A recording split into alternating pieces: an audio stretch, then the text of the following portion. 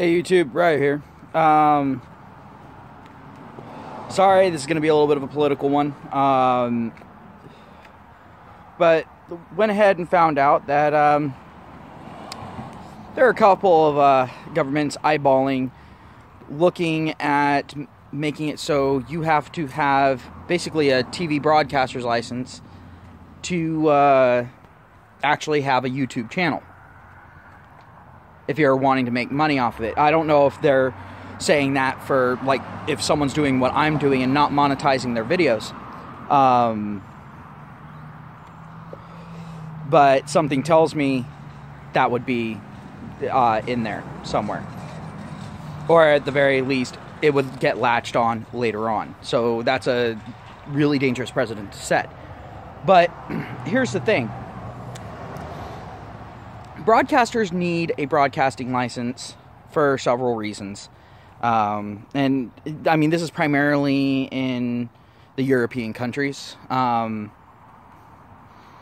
where this is a problem. If the U.S. government was to try to do that, the amount of outrage that would happen and the amount of riots that would happen would make what Antifa has been doing look pathetic in comparison.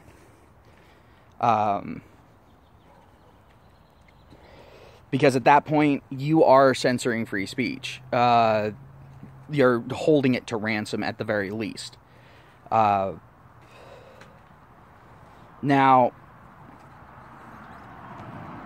because, I mean, figure it this way. What if you had to sit there and pay, let's say, $300 a year to own a Twitter account?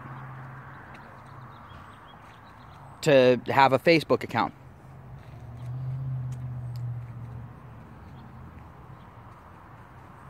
Well, obviously, you wouldn't do that.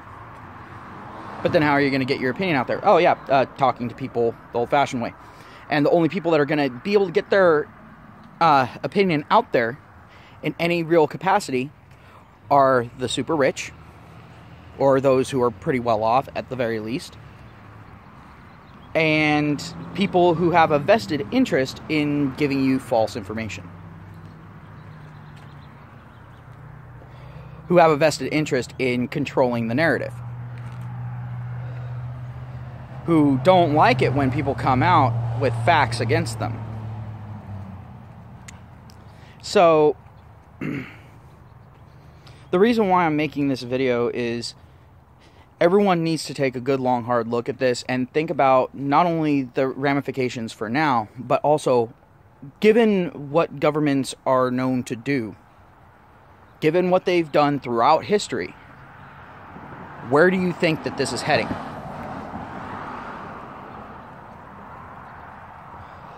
Not to mention, having something like that would effectively kill off a lot of these sites. You know, it would kill off social media. Now, don't get me wrong, I'm not a huge fan of social media. Yeah, I'm sitting here making a YouTube video, but like I said, I'm not monetizing it. I'm just some random fuck giving his opinion online. Which is fine. But the thing is as soon as you sit there and say, I have to pay to voice my opinion. Now, technically I have to pay to voice my opinion because I have to go ahead, I have to, you know, buy whatever recording equipment, in this case, my phone, and also have access to the internet. Which I pay for my internet, so there you go. Technically, I'm already having to pay to voice my opinion to a wider audience. But if you sit there and tack on an arbitrary amount charged by the government to go ahead and have me give my opinion, we're going to have some real fucking issues. Because the thing is the government never knows when to stop. We already know this. We let them get away with one thing, and then they push another inch. And they push another inch. And they push another inch. Until all of a sudden, we've got their dick sticking out of our mouth from it entering in at our ass.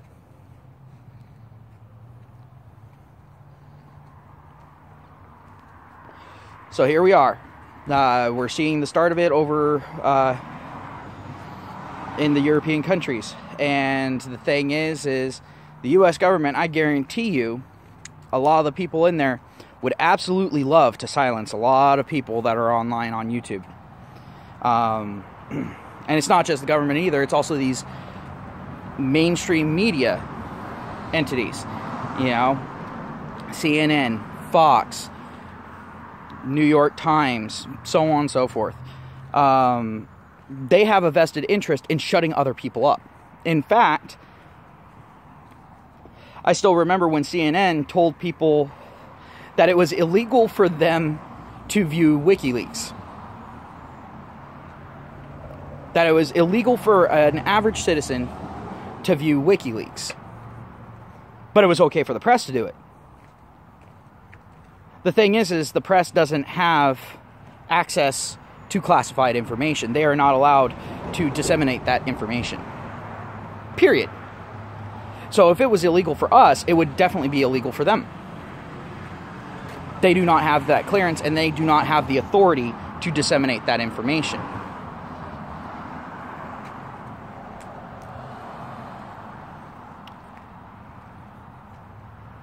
But that's just what I use as an example of the mainstream media wanting to exert control that it doesn't actually have. Now, you've got a lot of issues with the, news outlets and so on and so forth, but it doesn't end there. You also got big conglomerates like Comcast and all of that. And here's the problem. They also have a lot of control over the internet. Ultimately, the control over the internet really rests with AT&T. They own the spine, at least here in the US, they own the spine of internet access. Basically, all these other providers go to them to get the bandwidth and then sell us the bandwidth at a marked up price.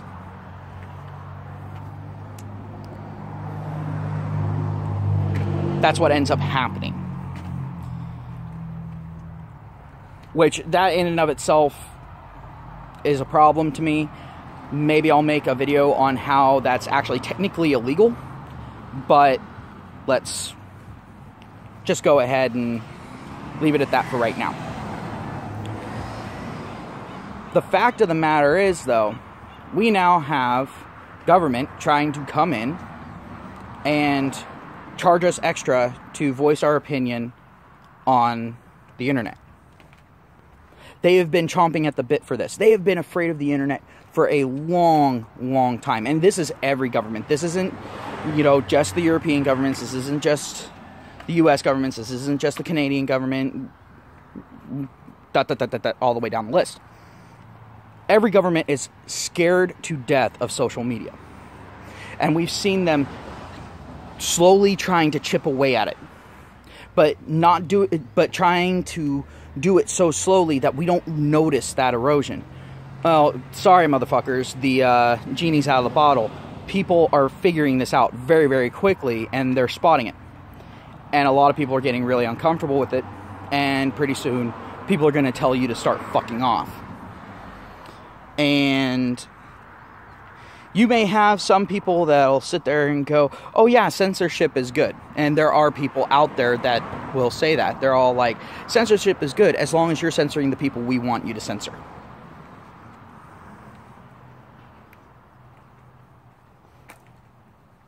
The problem with that situation is once they've censored those people, they will come to censor you. Because then you will become inconvenient. Because eventually you're going to say something that they don't like. And so, goodbye.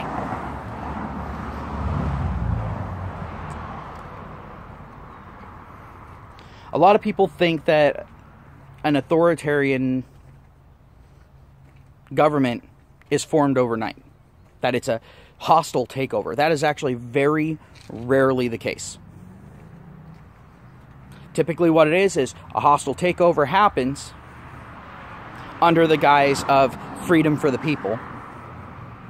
And then slowly those freedoms are stripped away until you're right back to an authoritarian government that now knows a tactic that can be used to take them out, so now they defend against that.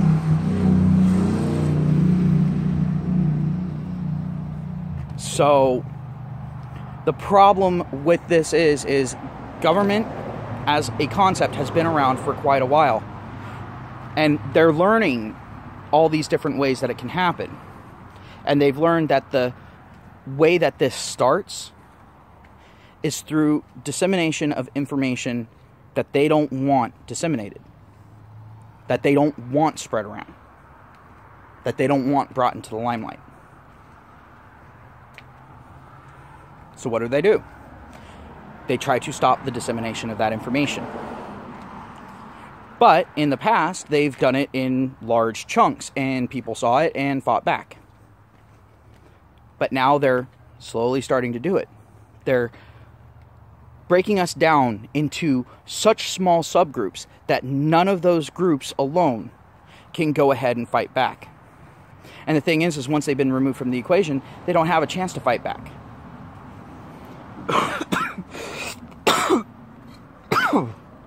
And there's a bunch of people,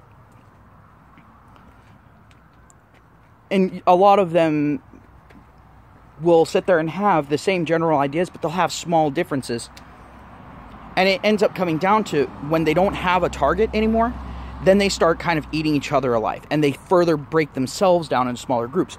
These groups are actually doing the government's job for them as far as forming an authoritarian state. And the thing is again, I'm not talking about in Europe specifically. I'm not talking about in America specifically. I'm not talking about anywhere specifically. This is happening worldwide. However, we see the different steps happening in different orders in different countries.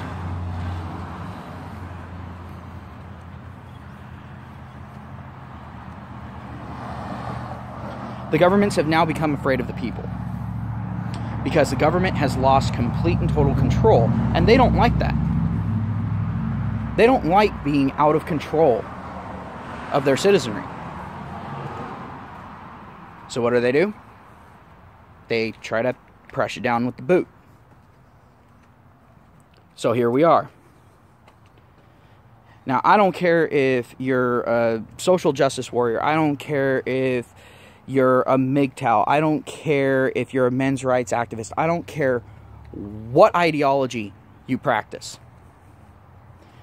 This is the point where we call out the government, where we sit there and say, no, we see what you're doing. If you do not stop, we will remove you. By force if necessary. You have overstepped your bounds. It is time for you to sit down and rethink your position on this. A lot of people are saying, oh, well, they're in control of the military. Well, here's the thing. The military, for the vast majority of these countries, is for the people. So if they get an order to go in and start mass slaughtering their own people, a lot of those people will desert. And all of a sudden, now you see a vast shift of trained personnel going over into that resistance. We already have a lot of our military that's sitting there and saying, if the president was to tell them to come in and attack our own people, that they would desert. And it's no small percentage either. And just remember, the people, when that starts happening, will fight back. The vast majority will. Especially here in the U.S. That's the reason why all these other countries are so scared of what the U.S. is doing. Because they know that if the U.S. government falls and ends up getting rebuilt, it's going to change the entire world. And I'm not saying that the U.S. is the center of the universe or anything like that. But there is a lot of economic power in the U.S. There is a lot of social power in the U.S. And there is a fuck ton of governmental power in the U.S.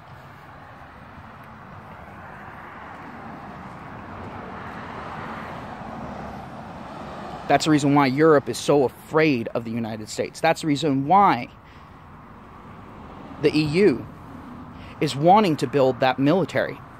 They already said that they are willing to attack the US with that military that they are building.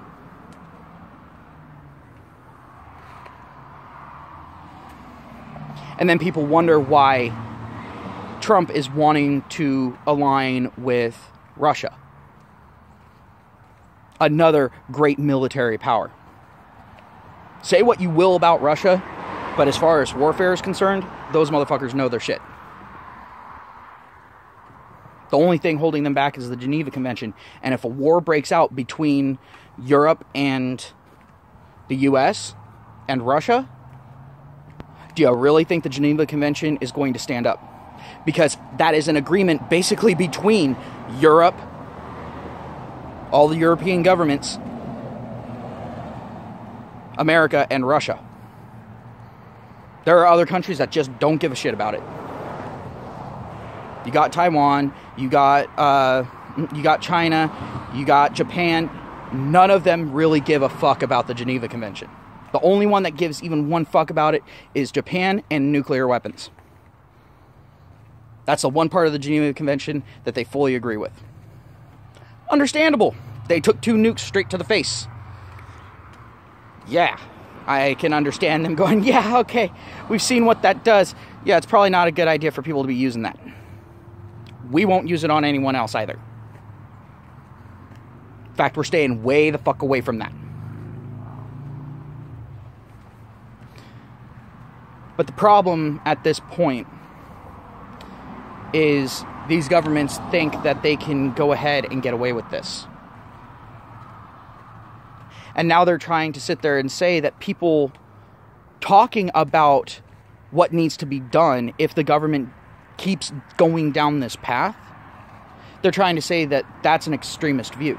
No, it's not. It's you sitting there and saying, look, we're going to plan for the worst case scenario. It's not saying, hey, go out and do this right now. What I'm saying to do right now is to call out your government. Hold them to account. And the only way you can do that is at the ballot box. And the only way that you can do that is to be bipartisan. I don't care what party you're registered with in whatever country you're in. If you have an electoral process, sorry EU, I know you guys don't really have that. But Britain, you guys have an electoral process. Continue using your electoral process to hold your government to account. The US needs to hold its government to account. We only halfway did this when Trump got elected. That was just kind of the first middle finger. A lot of these senators and a lot of these congressmen think for some reason that they can still do whatever the hell they want, that they can continue acting the way that they were acting, that led to President Trump being a thing.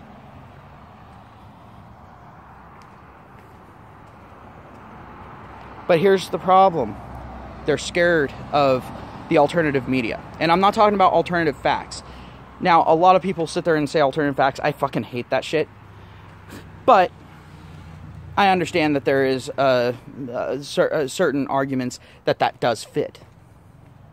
But the thing is they're afraid of media that isn't directly under governmental control, isn't directly under governmental regulation. They are afraid of opinions getting out there and becoming popular. And people becoming more influential than them, so they can no longer control the masses. And let's just be completely honest, the masses are controlled a lot by the media.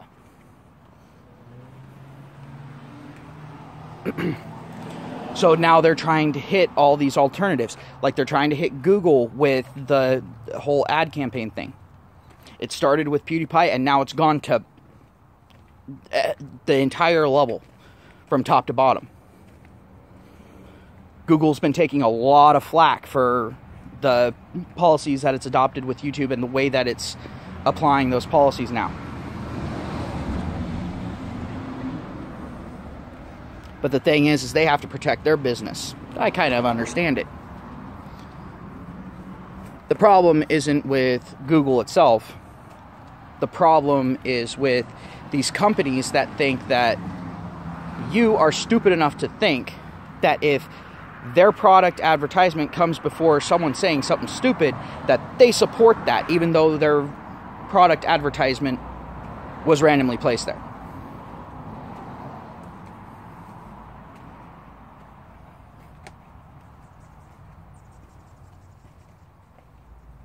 They're thinking that if their advertisement is anywhere in the same postal code as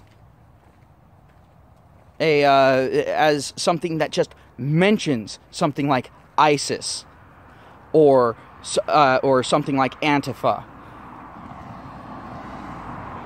or Nazis or whatever, regardless of the context of how it is mentioned, they're now afraid that you're going to think that you support whatever that subject matter is, regardless of context.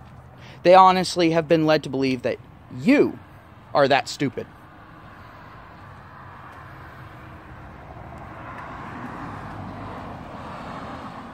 I'm not that stupid. I recognize that there's a lot of random bullshit going on with YouTube. I mean, hell, I've seen pro-feminism videos in front of MGTOW videos. I mean, advertisements in front of MGTOW videos. I've seen pro-men's rights advertisements in front of feminist videos. I have seen anti-gaming rhetoric advertisements in front of videos on popular gaming channels.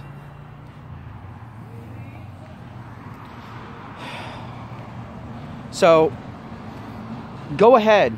Don't just write to your politicians. Also write to these advertisers, to these companies. Let them know.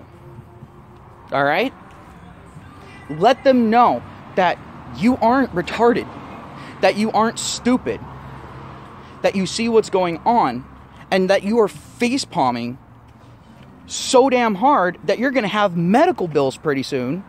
And actual mental damage from physical brain damage if they don't stop with their stupidity.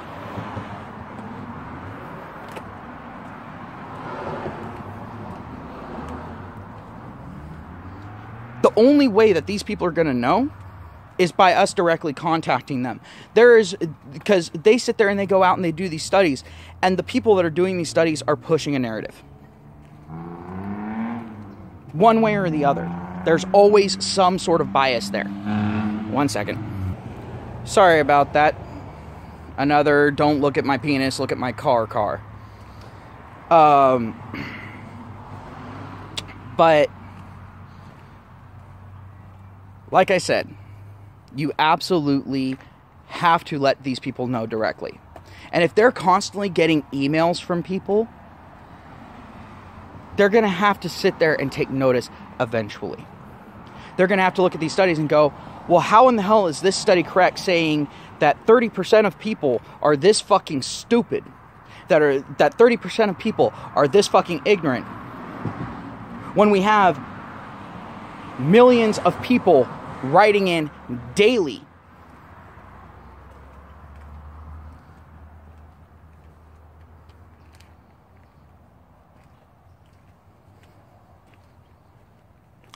At this point, that's the only way they're going to get that information.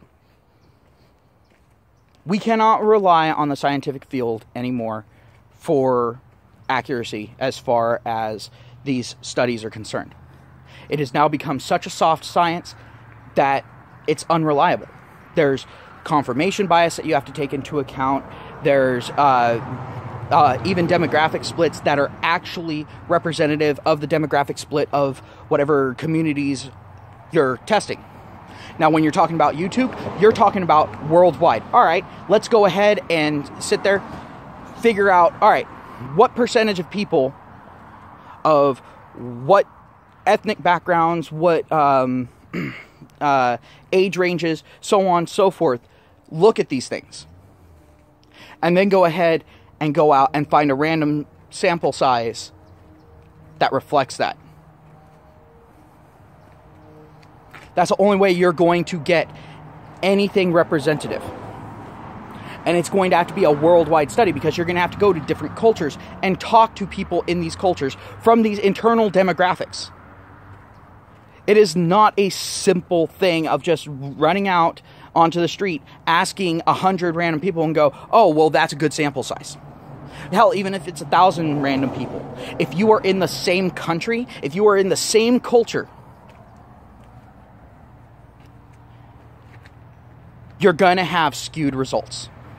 You are not going to have accurate representation.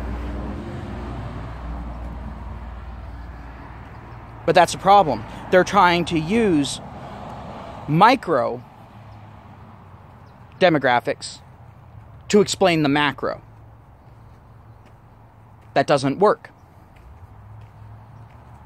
Not unless you do each demographic individually and then weigh those results in such a way that they're going to affect the final outcome of that study in a proportionate level to their percentage of the population. But oh no, that's racist.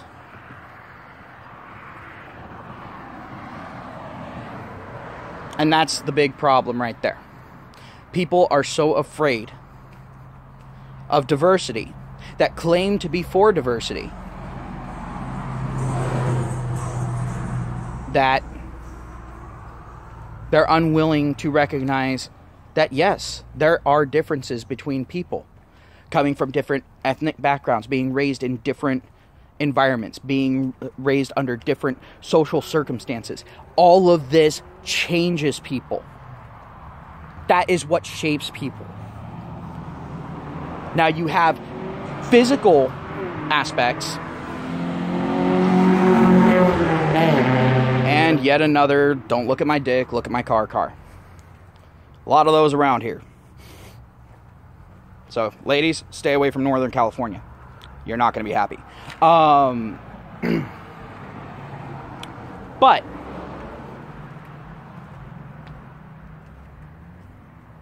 you now have to take it upon yourself. Each person goes, oh, well, what difference will it make? It'll make a lot of difference if the vast majority of the people stop thinking that way. We've already seen that minority voices will be listened to if they're actually going to speak up.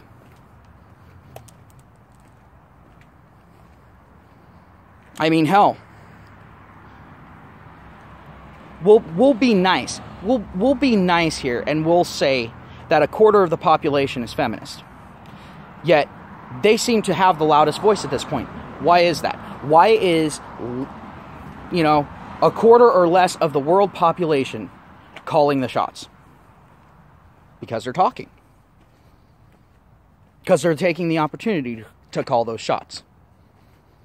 And the others, the vast majority of the population, is letting them silence them. Standing by and being idle. Well, it's time to stop it. And the thing is these groups, now I know I pick on feminism. Alright, whatever. I'm very anti-feminist.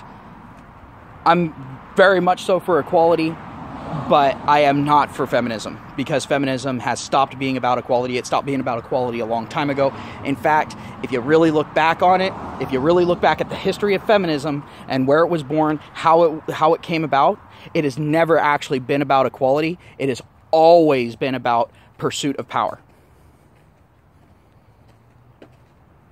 And it ended up usurping the women's rights movement.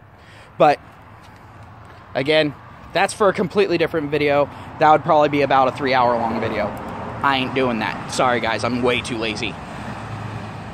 But that information is out there. Go ahead and take a look. There's other people that have already covered it.